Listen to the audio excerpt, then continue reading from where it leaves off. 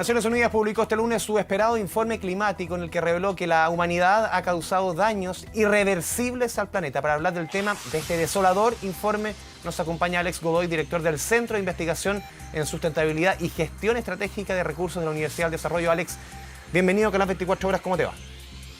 Hola Andrés, ¿cómo estás? Un gusto de verte. Alex, más que informe, uno diría un masazo, lo que se recibió hoy día y que pudimos ver hoy día tempranito en la mañana.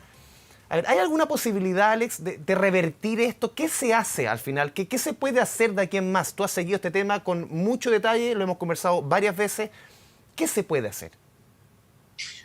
A ver, primero que nada, tomarse en serio que la evidencia de la ciencia que había pronosticado estos eventos, hoy día el informe oficial, que tú sabes que son 3 partes. Esta es la primera parte de 3. Esta es la ciencia física, te dice que los científicos no habíamos errado, sino que los eventos que se habían pronosticado con la frecuencia están andando y que lamentablemente las decisiones políticas a nivel de los estados como a nivel privado no han sido las suficientes para poder abatir lo que precisamente habíamos pronosticado si no se hacía nada. Y en eso estamos. Estamos viendo hoy día, Andrés, la evidencia que se pronosticó si es que no hacíamos nada. Esto no es un romanticismo de ecologista, esto es evidencia científica pura y dura, y también tomando en consideración, Alex, que dos de las naciones las más potentes económicamente del mundo, veníamos saliendo de un gobierno de Donald Trump, un negacionista, y con China que digamos que no aporta mucho en esto. O sea, piensa tú, como tú bien lo dijiste, ¿no? Eso pone un peso muy grande para Glasgow. Yo creo que multilateralmente China esta vez no va a poder echarse atrás, ni tampoco India, porque tú viste todos los impactos que vimos la semana pasada en Canadá, que también es un país que también tiene mucho que hablar en temas de cambio climático en la COP. Vimos Alemania con deslizamientos de tierra, vimos China con inundaciones en la capital de Zhangzhou, vimos incendios en Grecia y en Turquía que son principalmente dantescos, o sea, gente de Grecia arrancando la isla grande de Grecia, en el cual son, digamos, noticias que ellos son cada vez más frecuentes, pero que ya venían pasando en otras partes, en otros continentes. Si tú ves esas fotos satelitales de los incendios forestales en Sudamérica, te vas a dar cuenta que lo que nosotros vemos es 1 o 2 que aparecen en las noticias, pero esto ocurre en todos los años.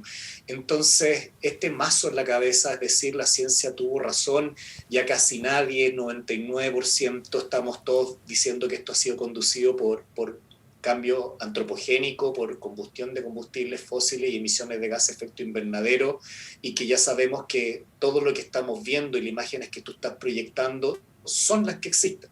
Y esa es la evidencia que se proyectó y que esto se está viendo producto de esa inacción en el cual no hemos avanzado, en el cual hemos buscado soluciones blandas, de precio al carbono, de hacer cosas de mercado, cuando en realidad te estamos diciendo ya es tarde.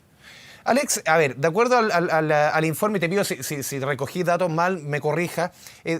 Dice que se compara la temperatura con respecto a lo que fue entre 1850 y 1900. Ha aumentado la temperatura 1,1 grados. 1,07 de ese 1,1 corresponde a la actividad humana. ¿Qué significa que el planeta esté 1,1 grados más arriba? Uno puede decir, claro, mucha gente, pero es 1 grado solamente.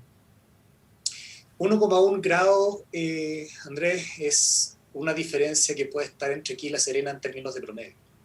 Te cambia completamente el ecosistema. Cuando hablamos de una diferencia de 1 grado en términos climáticos, es enorme. La Serena hoy día es desierto. Exacto. Puede ser una diferencia de 1 grado. Obviamente puede estar 1 grado más arriba, 1 grado más abajo. Pero ese grado es una diferencia brutal en términos climáticos. Te puede cambiar ecosistemas completos y la actividad productiva completamente. O sea, si nosotros lo llevamos al terreno nacional, Andrés, y también lo discutimos en tu programa, hablamos de los impactos en el agro. Hoy día ya no estamos hablando de impacto en el agro, tú puedes ver que en el fondo hay productos que desaparecen, lo llevamos a la discusión de las paltas o no las paltas, pero en realidad el problema es que la canasta básica de los alimentos cada vez más cara, cada vez tú tienes que los alimentos que llamamos saludables son cada vez más escasos y más caros, por tanto comer saludable no porque uno quiera, sino porque sale caro.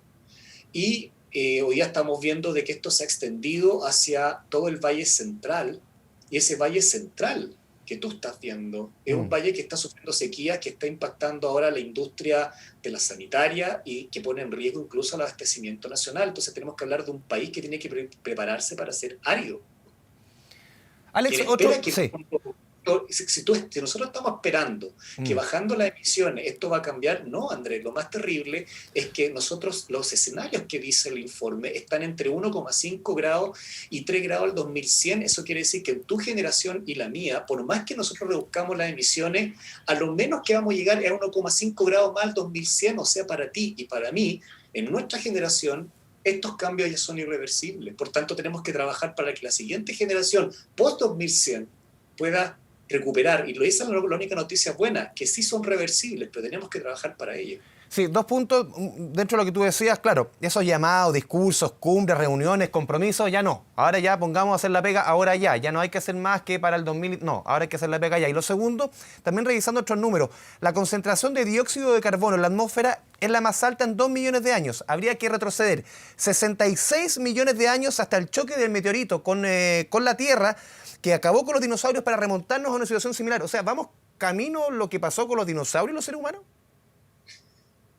O sea, ojalá podría hacer eso, pero lo que nosotros sabemos es que las proyecciones que tienen botánicos y otros colegas científicos de ciencias un poco más puntuales, porque tú las ciencias biológicas, es que con 4 grados los ciclos biogeoquímicos se invierten. ¿Qué quiere decir eso? Que con 4 grados, y ojo, ya está pasando en el Amazonas. En el Amazonas hay ciertas zonas del Amazonas que tienen en promedio 3 grados más. Es porque obviamente la distribución de temperaturas no es uniforme, Andrés.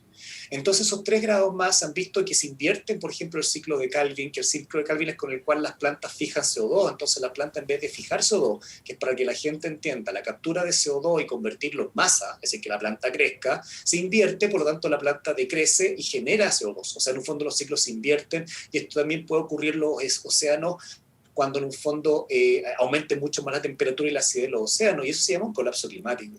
Lamentablemente no queremos llegar a eso, y ya las señales de alerta son a nivel mundial en que estas catástrofes ya no son la noticia del día, sino que son altamente recurrentes, algo que se dijo y dijimos hace más de 15 años atrás, y que si la estamos viendo hoy día es simplemente la muestra de lo que tú bien dijiste, de nuestra inacción, de patear el problema hacia el futuro y de no darnos cuenta que los impactos del cambio climático no es que simplemente mueran personas en un evento de deslizamiento de tierra, sino que en un fondo nos va a golpear en salud, nos va a golpear en alimentación, nos va a golpear en migraciones. O sea, piensa tú, si Santiago en algún minuto, en 10 años más, esta tendencia sigue con el tema de aridez, vamos a ver que 8 millones de personas resisten viviendo en la zona de Santiago. O sea, hay numerosas cosas que tenemos que irnos planteando y ya pensando en adaptación propiamente tal, y no lo hemos hecho.